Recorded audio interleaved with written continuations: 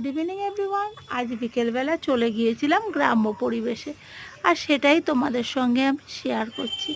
তোমরা তো জানো, মেঠো গন্ধ পেলে যতক্ষণ না সেখানে যেতে পারি আমার মনটা ভীষণ খারাপ হয়ে থাকে। তাই আজ বিকেলে চলে গিয়েছিলাম। সবার প্রথমে আমি রাস্তাটা শেয়ার করছি। দেখো কত খারাপ রাস্তা। আমাদের শহরে যদি এরকম রাস্তা থাকতো আমাদের মাথাই গরম হয়ে যেত।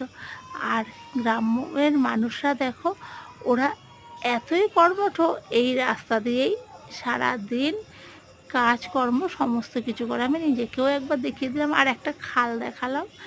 খালটা বৃষ্টি হওয়ায় পুরো কণায় কণায় জল ভর্তি হয়ে গেছে, আর খালের দুপাশ দিয়ে রাস্তা,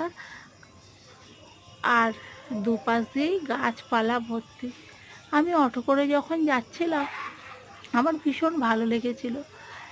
গাছগুলো বড় বড় আর সবুজে সবুজ, আর যেদিকে তাকাচ্ছি ফাঁকা জমি আর সবুজে সবুজ, কত রকমের চাষ হয়েছে। আচ্ছা, আমার মতন তোমরা কে কে এই গ্রাম্য পরিবেশ ভালোবাসো কমেন্টে জানিও। আর তোমাদের সঙ্গে কথা বলতে বলতে আমি মেন রাস্তা